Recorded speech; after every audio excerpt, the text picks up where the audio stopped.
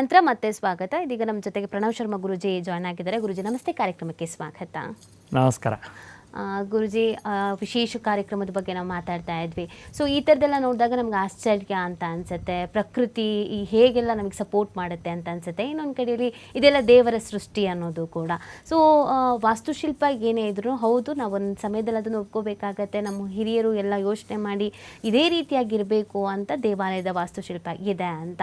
But ಇದರ ವಿಶಿಷ್ಟ ನೋಡಿದಾಗ ಏನಂತ ಅನಿಸುತ್ತೆ, ಭಕ್ತಾದಿಗಳು ಇದನ್ನು ಹೇಗೆ ಸ್ವೀಕರಿಸ್ಕೊಳ್ತಾರೆ ಅಂತ?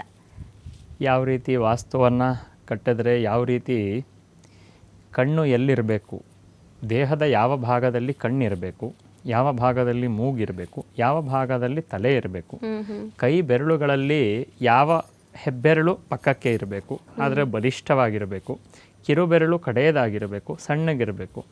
ಇದನ್ನು ಪ್ರಕೃತಿ ಅಂತ ಅನ್ಲಿಕ್ಕಾಗತ್ತಾ ಅಥವಾ ವಿಜ್ಞಾನ ಅಂತನ್ನಿ, ಪ್ರಕೃತಿಯನ್ನಿ? ಇದೇ ವಾಸ್ತುಶಾಸ್ತ್ರ. ಅಂದರೆ ಕಣ್ಣು ದೇಹದ ಯಾವ ಭಾಗದಲ್ಲಿದ್ದರೆ ದೂರದವರೆಗೆ ಕಾಣಿಸ್ಲಿಕ್ಕೆ ಸಾಧ್ಯ, ಮೇಲೆ ಭಾಗದಲ್ಲಿದ್ದರೆ. ಕೆಳ ಭಾಗದಲ್ಲಿ ಕಣ್ಣೇನಾದ್ರು ಭಗವಂತ ನಮಗೆ ಕೊಟ್ಟಿದ್ದಿದ್ರೆ ನಮಗೆ ದೂರದಲ್ಲಿರೋದನ್ನು ನೋಡ್ಲಿಕ್ಕೆ ಆಗ್ತಿರ್ಲಿಲ್ಲ. ಹಾಗಾಗಿ ಪ್ರಕೃತಿಯನ್ನೇ ದೇವರು ಅನ್ನಿ, ಒಂದು ವಾಸ್ತು ಅನ್ನುವಂಥದ್ದು ಎಲ್ಲಿ ಇರಬೇಕೋ ಯಾವುದು ಅದನ್ನು ಅಲ್ಲಿ ಇರುವಂಥದ್ದಕ್ಕೆ ವಾಸ್ತು ಅಂತ ಕರೀತಾರೆ. ಹಾಗಾಗಿ ಈ ವಾಸ್ತುಶಾಸ್ತ್ರ ಅನ್ನೋ ಥರದ್ದು ಕಾಲಾಂತರದಲ್ಲಿ ವಿಸ್ತಾರ ಆಗ್ತಾ ಆಗ್ತಾ ನಮ್ಮ ದೇವಾಲಯಗಳಲ್ಲೂ ಕೂಡ ಆ ಒಂದು ಪ್ರಿನ್ಸಿಪಲ್ಸ್ನ ನಾವು ಅಪ್ಲೈ ಮಾಡ್ತಾ ಬಂದಿದ್ದೀವಿ. ಅದು ನಾವಲ್ಲ, ಹಿಂದಿನಿಂದ ಬಂದಿರುವಂಥ ಒಂದು ಪದ್ಧತಿ. ಅಂಥದ್ರಲ್ಲಿ ಇವತ್ತು ನಾವೇನು ಗವಿಗಂಗಾಧರೇಶ್ವರ ಸ್ವಾಮಿಯ ವಿಚಾರ ನೋಡ್ತಾ ಇದ್ದೀವಿ. ಅಲ್ಲಿ ಯುಗಾಂತರ ದೇವಾಲಯ ಅದು, ಅಂದರೆ ಈ ಯುಗದ್ದೇ ಅಲ್ಲ.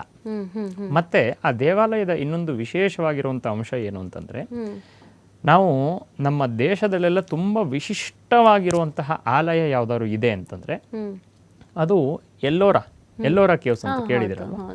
ಒಂದು ಬೆಟ್ಟವನ್ನೇ ಕೊರೆದು 2 ಲಕ್ಷ ಟನ್ನುಗಳಷ್ಟು ಧೂಳನ್ನ ಹೊರ ತೆಗೆದು ಅದನ್ನ ಬೇರೆ ಕಡೆ ಎಲ್ಲೋ ಸಾಗಿಸಿ ಒಂದು ಮೇಲೆ ಇರುವಂತಹ ಬೆಟ್ಟವನ್ನೇ ಒಂದು ದೇವಸ್ಥಾನವಾಗಿ ಮಾಡಿರುವಂಥದ್ದು. ಅದರ ಒಂದು ಆ ಒಂದು ಇದನ್ನೇ ನಾವು ವಿಧಾನವನ್ನೇ ಬಾದಾಮಿ, ಪಟ್ಟದಕಲ್ಲು ಅಲ್ಲೂ ಕೂಡ ನೋಡ್ತೀವಿ. ಅದರ ಇನ್ನೊಂದು ರೂಪಾಂತರವೇ ಗವಿಗಂಗಾಧರೇಶ್ವರ ದೇವಾಲಯ. ಹಾಗಾಗಿ ಈ ದೇವಸ್ಥಾನ ಎಲ್ಲೋರಾಗಿಂತ ಹಳೆಯದು, ಅದರಲ್ಲಿ ಸಂದೇಹ ಇಲ್ಲ. ರಿಪುಂಜಯ ರಾಕ್ಷಸ ಅನ್ನುವಂತಹ ರಾಕ್ಷಸ ಎಲ್ಲ ಋಷಿಗಳಿಗೆ ಉಪದ್ರವವನ್ನು ಕೊಡ್ತಾ ಇರ್ತಾನೆ.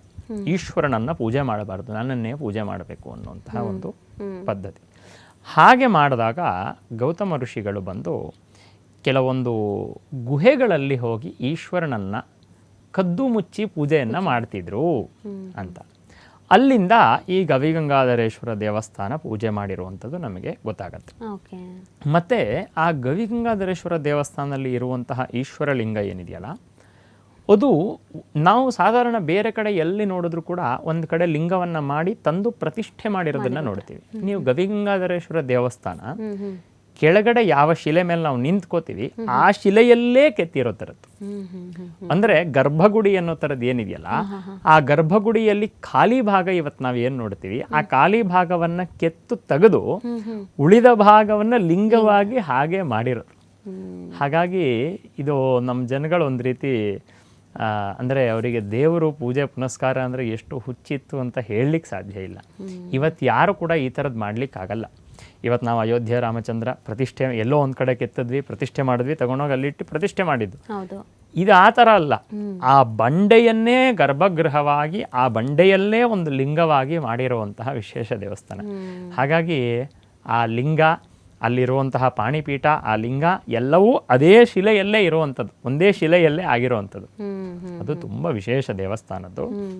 ಅದರ ಜೊತೆಗೆ ದೇವಸ್ಥಾನ ಆ ಸಮಯದಲ್ಲಿ ಗುಹೆ ಒಳಗಡೆ ಇಟ್ಟು ಪೂಜೆ ಮಾಡ್ತಿದ್ರು ಕೂಡ ನಂತರದಲ್ಲಿ ಅದನ್ನು ಈ ಚೋಳ ಸಾಮ್ರಾಜ್ಯದ ಕಾಲದಲ್ಲಿ ಸ್ವಲ್ಪ ನವೀಕರಣ ಮಾಡ್ತಾರೆ ಅನ್ನುವಂಥದ್ದು ನಮಗೆ ಕೆಲವೊಂದು ಕಡೆ ಉಲ್ಲೇಖ ಸಿಗ್ತದೆ. ಆಗ ಏನು ಅಂತಂದರೆ ಈ ಹೊರಗಡೆ ನೋಡ್ತಿರುವಂತಹ